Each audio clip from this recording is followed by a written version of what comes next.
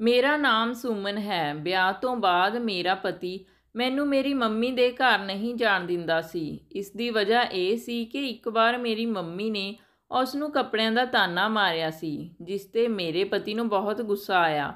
ਜਦ ਕਿ ਮੇਰੀ ਮੰਮੀ ਨੇ ਉਸ ਸਮੇਂ ਮੇਰੇ ਪਤੀ ਤੋਂ ਮਾफ़ੀ ਵੀ ਮੰਗ ਲਈ ਸੀ, ਪਰ ਮੇਰੇ ਪਤੀ ਦੇ ਮਨ 'ਚੋਂ ਗੁੱਸਾ ਅਜੇ ਤੱਕ ਨਹੀਂ ਗਿਆ ਸੀ। ਮੇਰੀ ਮੰਮੀ ਤਾਂ ਮੈਨੂੰ ਮਿਲਣ ਆ ਜਾਂਦੀ ਸੀ, ਪਰ ਮੇਰਾ ਪਤੀ ਮੈਨੂੰ ਮੇਰੇ ਪੇਕੇ ਲੈ ਕੇ ਨਾ ਜਾਂਦਾ। ਕੁਝ ਸਮੇਂ ਬਾਅਦ ਮੈਂ ਪ੍ਰੈਗਨੈਂਟ ਹੋ ਗਈ। ਸਾਡੇ ਇੱਕ ਰਸਮ ਹੁੰਦੀ ਹੈ ਕਿ ਕਿਸੇ ਲੜਕੀ ਦੀ ਪਹਿਲੀ ਔਲਾਦ ਹੁੰਦੀ ਹੈ ਤਾਂ ਸਹੁਰਾ ਪਰਿਵਾਰ ਉਸ ਨੂੰ ਪੇਕੇ ਜਾਣ ਦੀ ਇਜਾਜ਼ਤ ਦਿੰਦਾ ਹੈ। ਇੱਦਾਂ ਦੀ ਕੋਈ ਗੱਲ ਨਹੀਂ ਕਿ ਸਹੁਰੇ ਉਸ ਨੂੰ ਆਪਣੇ ਨਾਲ ਨਹੀਂ ਰੱਖਣਾ ਚਾਹੁੰਦੇ ਜਾਂ ਉਹਨਾਂ 'ਤੇ ਕੋਈ ਬੋਝ ਹੁੰਦੀ ਹੈ। ਇਹ ਤਾਂ ਸਿਰਫ ਇੱਕ ਰਸਮ ਹੈ ਤੇ ਇਸ ਰਸਮ ਨੂੰ ਚੰਗਾ ਸਮਝਿਆ ਜਾਂਦਾ ਹੈ। ਮੇਰੀ ਵੀ ਇਹ ਪਹਿਲੀ ਔਲਾਦ ਸੀ ਤਾਂ ਰਸਮ ਦੇ ਅਨੁਸਾਰ ਮੇਰੇ ਮੰਮੀ ਵੀ ਮੈਨੂੰ ਪੇਕੇ ਲੈ ਜਾਣ ਲਈ ਆ ਗਏ ਤੇ ਬੋਲੇ ਕਿ ਮੈਂ ਉੱਥੇ ਤੇਰਾ ਚੰਗੀ ਤਰ੍ਹਾਂ ਖਿਆਲ ਰੱਖਾਂਗੀ ਤੇ ਤੇਰੀ ਪ੍ਰੈਗਨੈਂਸੀ ਵਧੀਆ ਢੰਗ ਨਾਲ ਹੋ ਜਾਵੇਗੀ। ਮੈਂ ਮੰਮੀ ਦੀ ਗੱਲ ਤੋਂ ਸਹਿਮਤ ਸੀ, ਪਰ ਮੈਂ ਫਿਰ ਵੀ ਆਪਣੇ ਪਤੀ ਦੀ ਇਜਾਜ਼ਤ ਲੈਣਾ ਚਾਹੁੰਦੀ ਸੀ। ਜਦੋਂ ਮੈਂ ਆਪਣੇ ਪਤੀ ਨੂੰ ਪੁੱਛਿਆ ਤਾਂ ਉਹਨਾਂ ਨੇ ਵੀ ਖੁਸ਼ੀ-ਖੁਸ਼ੀ ਮੈਨੂੰ ਪੇਕੇ ਜਾਣ ਦੀ ਇਜਾਜ਼ਤ ਦੇ ਦਿੱਤੀ। ਮੈਂ ਹੈਰਾਨ ਸੀ ਕਿ ਅੱਜ ਰਵੀ ਨੂੰ ਕੀ ਹੋ ਗਿਆ। ਖੈਰ, ਮੈਂ ਖੁਸ਼ ਹੋ ਕੇ ਆਪਣੀ ਮੰਮੀ ਦੇ ਨਾਲ ਆਪਣੇ ਪੇਕੇ ਆ ਗਈ। ਉੱਥੇ ਮੇਰੀ ਮੰਮੀ ਨੇ ਮੇਰੀ ਬਹੁਤ ਸੇਵਾ ਕੀਤੀ। ਸਮਾਂ ਆਉਣ 'ਤੇ ਮੇਰੇ ਇੱਕ ਬੇਟੇ ਨੇ ਜਨਮ ਲਿਆ। ਮੈਨੂੰ ਲੱਖਾਂ ਵਧਾਈਆਂ ਤੇ ਪ੍ਰਾਰਥਨਾਵਾਂ ਦੇ ਨਾਲ ਪੇਕੇ ਤੋਂ ਦੁਬਾਰਾ ਸਹੁਰੇ ਘਰ ਵਿਦਾ ਕਰ ਦਿੱਤਾ ਗਿਆ। ਇਹਨਾਂ ਦਿਨਾਂ ਵਿੱਚ ਮੈਨੂੰ ਆਪਣੇ ਪਤੀ ਦੀ ਬਹੁਤ ਯਾਦ ਆਉਂਦੀ ਸੀ, ਪਰ ਉਹ ਮੇਰੇ ਨਾਲ ਕਦੇ ਗੱਲ ਨਹੀਂ ਕਰਦੇ ਸਨ, ਹਮੇਸ਼ਾ ਬਿਜੀ ਰਹਿੰਦੇ ਸਨ। ਮੈਂ ਉਹਨਾਂ ਦੀ ਇਸ ਆਦਤ ਤੋਂ ਪਰੇਸ਼ਾਨ ਸੀ, ਪਰ ਮੈਂ ਉਹਨਾਂ ਨੂੰ ਕਦੇ ਸ਼ਿਕਾਇਤ ਨਹੀਂ ਕੀਤੀ।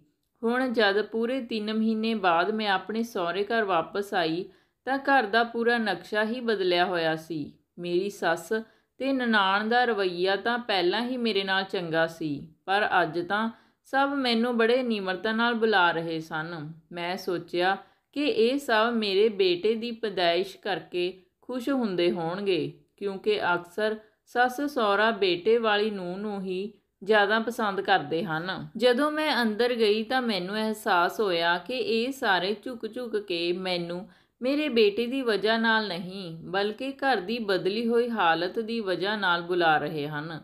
ਪਹਿਲਾਂ ਮੇਰੀ ਨਨਾਣ ਸਾਡੇ ਘਰ ਆ ਕੇ ਮੂੰਹ ਬਣਾਉਂਦੀ ਰਹਿੰਦੀ ਸੀ, ਪਰ ਹੁਣ ਸਾਡੇ ਘਰ ਨੂੰ ਦੇਖ ਕੇ ਉਸ ਦੀਆਂ ਅੱਖਾਂ ਫਟੀਆਂ ਰਹਿ ਗਈਆਂ ਸਨ। ਮੇਰੇ ਪਤੀ ਨੇ ਤਾਂ ਮੇਰੇ ਜਾਣ ਤੋਂ ਬਾਅਦ ਜਿਵੇਂ ਕੋਈ ਜਾਦੂ ਕਰ ਦਿੱਤਾ ਹੋਵੇ। ਘਰ ਵਿੱਚ ਹਰ ਚੀਜ਼ ਬੜੇ ਸਲੀਕੇ ਨਾਲ ਰੱਖੀ ਹੋਈ ਸੀ। ਘਰ ਦਾ ਸਾਰਾ ਫਰਨੀਚਰ ਵੀ ਬਦਲ ਦਿੱਤਾ ਸੀ। ਇਹ ਸਭ ਦੇਖ ਕੇ ਮੈਨੂੰ ਯਕੀਨ ਨਹੀਂ ਹੋ ਰਿਹਾ ਸੀ ਕਿ ਮੇਰੇ ਪਤੀ ਨੇ ਤਾਂ ਘਰ ਦੀ ਕਾਇਆ ਹੀ ਪਲਟ ਦਿੱਤੀ ਸੀ। ਮੈਨੂੰ ਬਹੁਤ ਖੁਸ਼ੀ ਹੋਈ। ਖੁਸ਼ੀ ਵਿੱਚ ਮੈਂ ਆਪਣੀ ਮੰਮੀ ਨੂੰ ਫ਼ੋਨ ਕੀਤਾ ਤੇ ਸਭ ਕੁਝ ਦੱਸਿਆ ਤਾਂ ਮੇਰੀ ਮੰਮੀ ਨੇ ਖੁਸ਼ ਹੋ ਕੇ ਕਿਹਾ ਕਿ ਸ਼ਾਇਦ ਤੇਰੇ ਪਤੀ ਨੇ ਬੇਟੇ ਦੀ ਖੁਸ਼ੀ ਵਿੱਚ ਤੈਨੂੰ ਤੋਹਫ਼ਾ ਦਿੱਤਾ ਹੋਵੇਗਾ। ਹੁਣ ਤੂੰ ਉਸ ਦੀ ਖੁਸ਼ੀ ਦੀ ਕਦਰ ਕਰੀਂ ਤੇ ਉਸ ਦਾ ਪਹਿਲਾਂ ਨਾਲੋਂ ਜ਼ਿਆਦਾ ਖਿਆਲ ਰੱਖੀਂ। ਮੈਂ ਮੰਮੀ ਦੀ ਇਹ ਗੱਲਾਂ 'ਤੇ ਪੂਰਾ ਅਮਲ ਕੀਤਾ ਤੇ ਆਪਣੇ ਪਤੀ ਦਾ ਧੰਨਵਾਦ ਕੀਤਾ। ਮੈਨੂੰ ਲੱਗਦਾ ਸੀ ਕਿ ਬੇਟੇ ਦੀ ਖੁਸ਼ੀ ਵਿੱਚ ਉਹ ਪਿਛਲੀਆਂ ਸਭ ਗੱਲਾਂ ਭੁੱਲ ਗਏ ਹੋਣਗੇ। ਮੇਰੀ ਨਨਾਣ ਤੇ ਮੇਰੀ ਸੱਸ ਮੇਰੀ ਸੇਵਾ ਵਿੱਚ ਲੱਗ ਗਈਆਂ, ਮੈਨੂੰ ਬਿਸਤਰੇ ਤੋਂ ਥੱਲੇ ਪੈਰ ਨਾ ਧਰਨ ਦੇਣ। ਸ਼ਾਮ ਦੇ ਸਮੇਂ ਜਦੋਂ ਮੈਂ ਆਪਣੇ ਕਮਰੇ ਵਿੱਚੋਂ ਨਿਕਲ ਕੇ ਬਾਥਰੂਮ ਵੱਲ ਜਾਣ ਲੱਗੀ ਤਾਂ ਮੇਰੇ ਪਤੀ ਨੇ ਮੈਨੂੰ ਉੱਥੇ ਜਾਣ ਤੋਂ ਰੋਕ ਲਿਆ ਤੇ ਕਹਿਣ ਲੱਗੇ ਕਿ ਇਹ ਬਾਥਰੂਮ ਤੂੰ ਅਜੇ ਇਸਤੇਮਾਲ ਨਾ ਕਰੀਂ, ਇਹ ਸਭ ਮੈਂ ਤੇਰੀ ਭਲਾਈ ਲਈ ਹੀ ਕਰ ਰਿਹਾ ਹਾਂ। ਰਵੀ ਦੀਆਂ ਗੱਲਾਂ ਸੁਣ ਕੇ ਮੈਂ ਹੈਰਾਨ ਰਹਿ ਗਈ। ਫਿਰ ਮੈਂ ਉਹਨਾਂ ਤੋਂ ਪੁੱਛਿਆ ਕਿ ਮੈਂ ਕਿਹੜਾ ਬਾਥਰੂਮ ਇਸਤੇਮਾਲ ਕਰਾਂ। ਮੇਰੇ ਪੁੱਛਣ 'ਤੇ ਰਵੀ ਕੁਝ ਗਿਣ ਕੇ ਬੋਲੇ, ਮੇਰੇ ਬੇਟੇ ਦੇ ਜਨਮ ਨੂੰ 40 ਦਿਨ ਕੱਲ੍ਹ ਹੋ ਜਾਣਗੇ।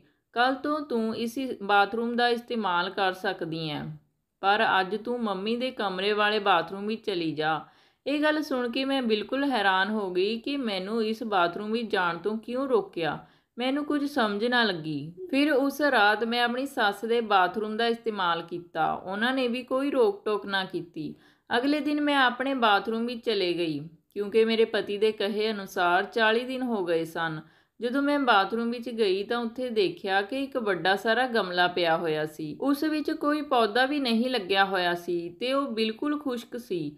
ਮੈਂ ਸੋਚਿਆ ਕਿ ਬਾਥਰੂਮ ਵਿੱਚ ਗਮਲਾ ਰੱਖਣ ਦੀ ਕੀ ਜ਼ਰੂਰਤ ਹੈ। ਮੈਂ ਇਸ ਬਾਰੇ ਆਪਣੀ ਸੱਸ ਨਾਲ ਕੋਈ ਗੱਲ ਨਹੀਂ ਕੀਤੀ ਤੇ ਨਾ ਹੀ ਆਪਣੇ ਪਤੀ ਨੂੰ ਇਸ ਬਾਰੇ ਪੁੱਛਿਆ। ਮੈਂ ਸੋਚਿਆ ਕਿ ਜਦੋਂ ਸਫਾਈ ਕਰਾਂਗੀ ਤਾਂ ਆਪ ਹੀ ਇਸ ਨੂੰ ਚੁੱਕ ਕੇ ਟਿਕਾਣੇ ਲਾ ਦੇਵਾਂਗੀ, ਪਰ ਸ਼ਾਮ ਨੂੰ ਮੇਰੇ ਪਤੀ ਨੇ ਖੁਦ ਹੀ ਇਸ ਗਮਲੇ ਬਾਰੇ ਮੈਨੂੰ ਦੱਸਣਾ ਸ਼ੁਰੂ ਕੀਤਾ। ਦੇਖ ਸੁਮਨ, ਬਾਥਰੂਮ ਤੂੰ ਗਮਲਾ ਪਿਆ ਦੇਖਿਆ ਹੀ ਹੋਣਾ ਹੈ, ਪਰ ਉਸ ਨੂੰ ਉੱਥੋਂ ਹਟਾਉਣ ਦੀ ਕੋਸ਼ਿਸ਼ ਨਾ ਕਰੀ। ਦੂਸਰਾ ਇਹ ਕਿ ਜਦੋਂ ਤੱਕ ਮੈਂ ਤੈਨੂੰ ਬੈੱਡ ਦੀ ਚਾਦਰ ਬਦਲਣ ਨੂੰ ਨਾ ਕਹਾਂ, ਤੂੰ ਉਹ ਚਾਦਰ ਬਦਲਣੀ ਨਹੀਂ। ਮੇਰੇ ਮਨ ਵਿੱਚ ਸਵਾਲਾਂ ਦੀ ਝੜੀ ਲੱਗ ਗਈ। ਮੈਂ ਉਹਨਾਂ ਨੂੰ ਪੁੱਛਿਆ ਕਿ ਬਾਥਰੂਮ ਵਿੱਚ ਗਮਲਾ ਰੱਖਣ ਦੀ ਕੀ ਜ਼ਰੂਰਤ ਸੀ।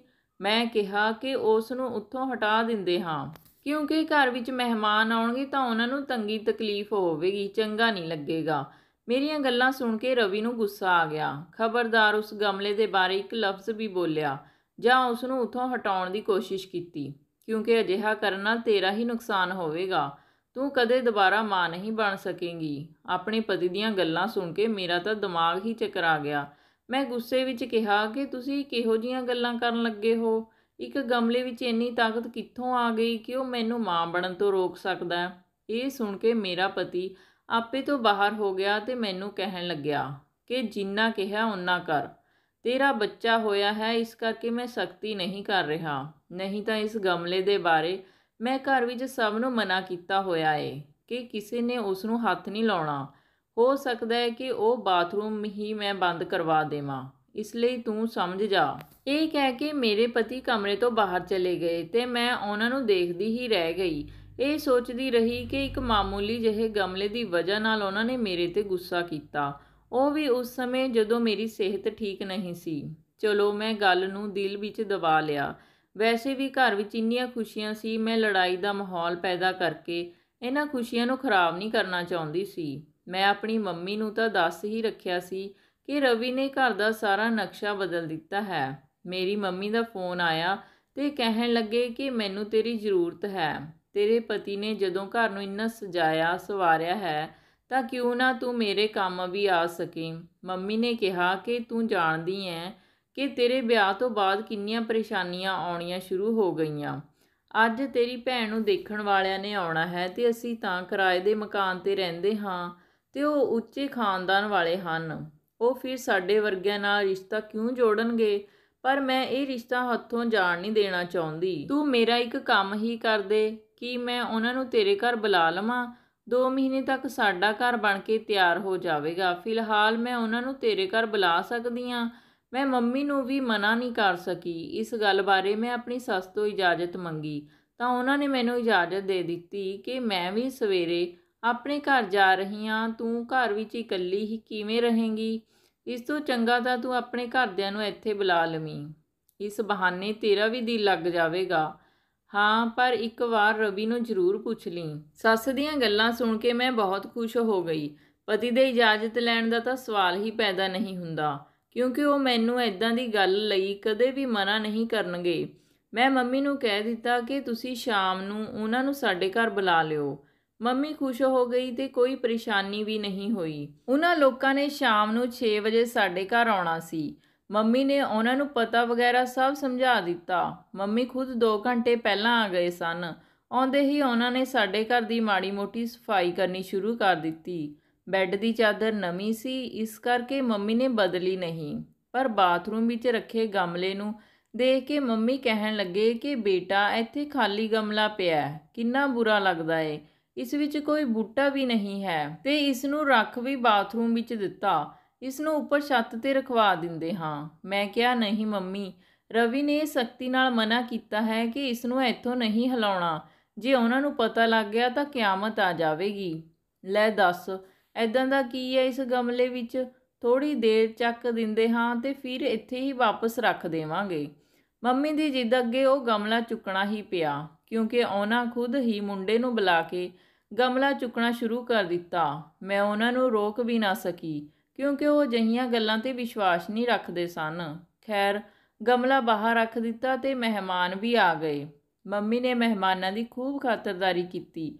ਉਹਨਾਂ ਨੇ ਮੇਰੀ ਭੈਣ ਨੂੰ ਦੇਖਿਆ ਤੇ ਪਸੰਦ ਕਰ ਲਿਆ ਤੇ ਰਿਸ਼ਤਾ ਪੱਕਾ ਕਰਕੇ ਉਹ ਚਲੇ ਗਏ। ਮੰਮੀ ਨੇ ਘਰ ਦੇ ਬਾਰੇ ਪਤਾ ਨਹੀਂ ਕੀ ਦੱਸਿਆ ਸੀ, ਪਰ ਉਹ ਸਾਡਾ ਸਲੀਕਾ ਦੇਖ ਕੇ ਬਹੁਤ ਖੁਸ਼ ਹੋਏ। ਮੰਮੀ ਨੇ ਮੇਰਾ ਧੰਨਵਾਦ ਕੀਤਾ ਤੇ ਮੇਰੀ ਭੈਣ ਨੂੰ ਲੈ ਕੇ ਖੁਸ਼ੀ-ਖੁਸ਼ੀ ਆਪਣੇ ਘਰ ਚਲੇ ਗਏ। ਰਾਤ ਨੂੰ 9 ਵਜੇ ਰਵੀ ਦੇ ਘਰ ਵਾਪਸ ਆਉਣ ਦਾ ਸਮਾਂ ਵੀ ਹੋ ਰਿਹਾ ਸੀ। ਫਿਰ ਮੈਨੂੰ ਯਾਦ ਆਇਆ ਕਿ ਉਹ ਗਮਲਾ ਜਿਹੜਾ ਚੁੱਕਿਆ ਸੀ ਉਸ ਨੂੰ ਵਾਪਸ ਤਾਂ ਰੱਖਿਆ ਹੀ ਨਹੀਂ। ਮੈਂ ਗੁਆਂਢ ਵਿੱਚੋਂ ਕਿਸੇ ਲੜਕੇ ਨੂੰ ਬੁਲਾਇਆ। ਉਸ ਨੇ ਕਿਹਾ, ਗਮਲਾ ਬਹੁਤ ਭਾਰੀ ਹੈ, ਮੈਂ ਦੂਜੇ ਲੜਕੇ ਨੂੰ ਬੁਲਾ ਕੇ ਲਿਆਉਂਦਾ ਹਾਂ, ਇੰਨੇ ਨੂੰ ਤੁਸੀਂ ਜਾ ਕੇ ਬਾਥਰੂਮ ਦਾ ਦਰਵਾਜ਼ਾ ਖੋਲ੍ਹੋ। ਮੈਂ ਬਾਥਰੂਮ ਦੇ ਅੰਦਰ ਆ ਗਈ ਤਾਂ ਮੇਰੀ ਨਜ਼ਰ ਸਾਹਮਣੇ ਉਖੜੀ ਟਾਇਲ 'ਤੇ ਪਈ ਜਿੱਥੋਂ ਗਮਲਾ ਚੁੱਕਿਆ ਸੀ। ਮੈਂ ਹੈਰਾਨ ਹੋਈ ਕਿ ਉਹ ਟਾਇਲ ਕਿਵੇਂ ਉਖੜ ਗਈ। ਮੈਂ ਟਾਇਲ ਨੂੰ ਵਾਪਸ ਉਸਦੀ ਜਗ੍ਹਾ 'ਤੇ ਰੱਖਣ ਦੀ ਕੋਸ਼ਿਸ਼ ਕੀਤੀ ਤਾਂ ਮੈਨੂੰ ਮਹਿਸੂਸ ਹੋਇਆ ਕਿ ਉੱਥੇ ਕੋਈ ਚੀਜ਼ ਹੈ। ਕੀ ਸੀ ਬਾਥਰੂਮ ਵਿੱਚ ਰੱਖੇ ਗਮਲੇ ਦਾ ਰਾਜ ਤੇ ਬੈੱਡ ਦੀ ਚਾਦਰ ਨਾ ਉਤਾਰਨ ਦਾ ਰਾਜ? ਦੇਖਣ ਲਈ ਸਾਡੇ ਚੈਨਲ ਨੂੰ ਸਬਸਕ੍ਰਾਈਬ ਕਰ ਲਓ ਜੀ, ਤੇ ਵੀਡੀਓ ਨੂੰ ਲਾਈਕ ਤੇ ਸ਼ੇਅਰ ਵੀ ਜ਼ਰੂਰ ਕਰ ਦਿਓ ਜੀ। ਧੰਨਵਾਦ।